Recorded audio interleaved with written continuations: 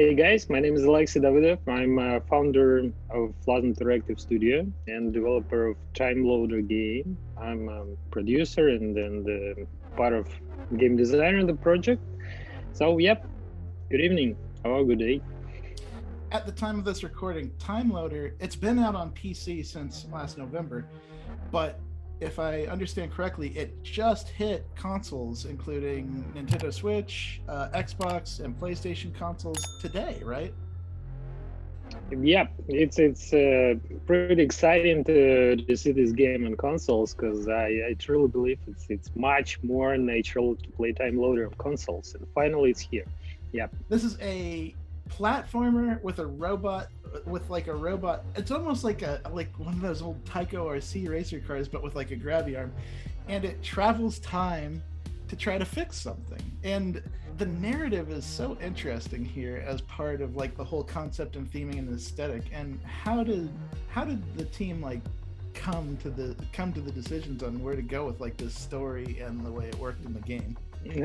Yeah, actually, we used to make Flash games, and there was quite popular series called Truck Loader. And Truck Loader has similar character. You have wheels, you have manipulator attached to this wheels platform, and it's a platformer, but not typical one, with different character and mechanic of movement, of jumping, of taking something, bring it to another place and use it somehow.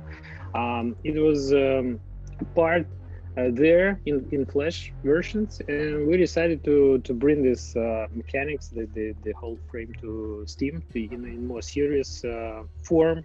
And after that, a story was born about time travel and the house. We always like the situation then you have one place but different times, and you can interact with these times, changing something in the past, and you have some consequences in the future. It's so nice to play with. And if you remember movies like Small Soldiers, it was not really popular movie, but it's all about small toys that can change a lot using electricity and some toys maybe, or some instruments and so on. It's quite interesting. Yep. The crux of this story is like this child who had an accident and grew up to be an adult wants to go back and sort of change that pivotal moment. And there are these little points in each area where like you can change certain things. How does narrative and player choice impact the gameplay? Well, yeah, it's interesting question. We always think about this mechanics with time. It should be something valuable. Your choices should bring some additional value for players. And right now we have created the quite sophisticated scheme of interactions inside the game. And for example, it's small spoiler, but I think I can afford it myself, that if you are closing the tab, leaking tab in the basement, you can find a new new location, not flooded basement in the future, and find something there and get some quests done and move forward. So yeah, it's gameplay. Actually, it's not just story and narrative, not connected to the gameplay. You can find new locations, new pieces of information, and new quest items as well. It's fun how that sort of choice affects the play area too, because like when you first travel to the past, you have like this house, and it's like a very normal house, and you can interact with various parts of it.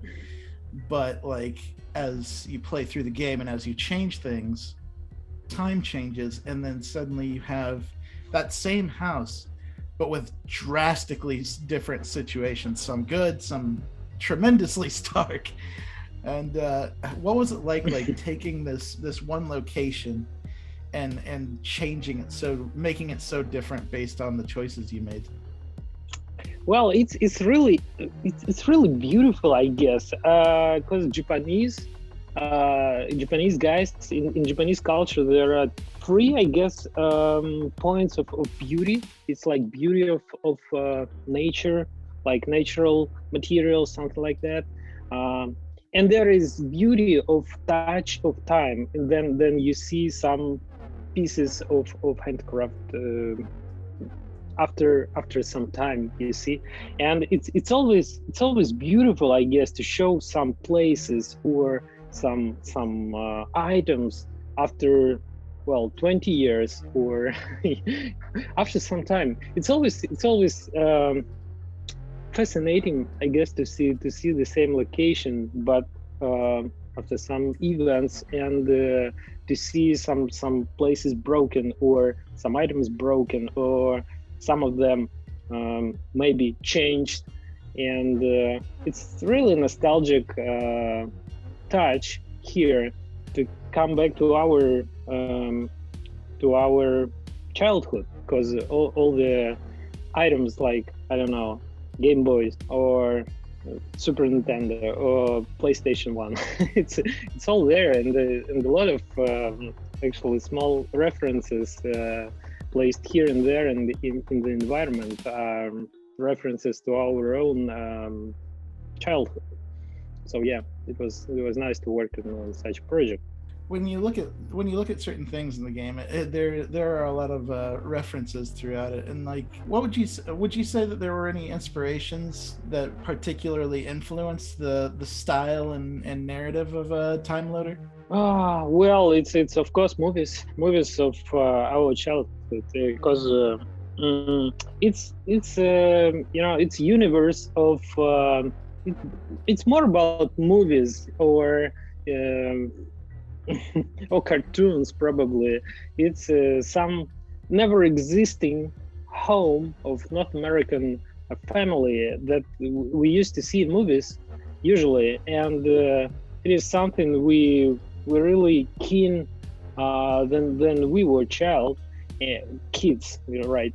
And it's all about Back to the Future, or first Transformers, or ET, right? Or some similar movies of Spielberg, and closer to this era. And of course, these techniques, your VHS tape recorder, all the LT TVs, voice recorders, VHS hand camera, and we really love all these techniques. We think that there are certain vibes of certain nostalgic vibes in this in this stuff. This is a very physics-based platforming game in which, like, you have the wheel, the attracting wheels of the vehicle that can sort of climb up a lot of things, but not everything. And then, like, the arm that can not only swing you around, but you can throw objects with it. And it ends up with a lot of fun outcomes when it comes to, like, moving household objects around to create, like, platforms, or like folding up a slat on a table, or even like adding a certain chemical to water to make it more buoyant. How did this setting inform, like, the puzzle and platform design of the game? Well, I should say that we've spent enormous amount of time balancing this physics, because it's always tricky. Then you're working physics. It's always tricky. You need to set every single parameter. Because if you are changing something with the harpoon, probably, or with your arm, something else is broken, and you need to keep everything working all the time, even adding new mechanics and new objects. And it was really complete madness, working the physics in so big scale of interactions.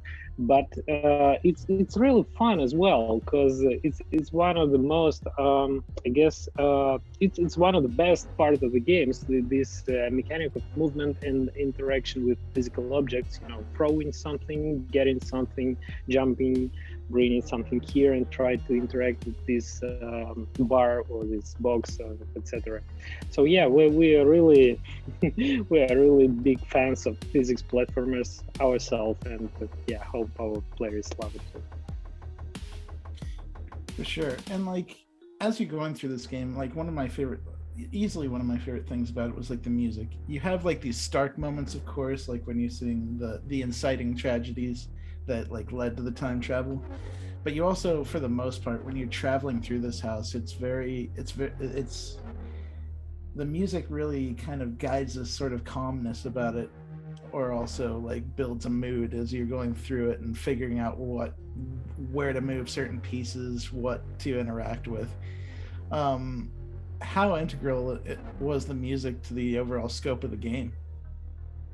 Well, I'm glad you mentioned it, because we have really talented composer and sound designer, Alexey Davydov, this project, and his own dramatic story is kinda connected to the story of the character of the game, because then he was a young person in the age of 10, I guess, or 12. He broke one of his arms really seriously, and he was talented piano player and the great future maybe, and in this moment his life actually changed dramatically, similar to our character. And after that he played in some rock bands, or started studying music in other side, but it was over this piano.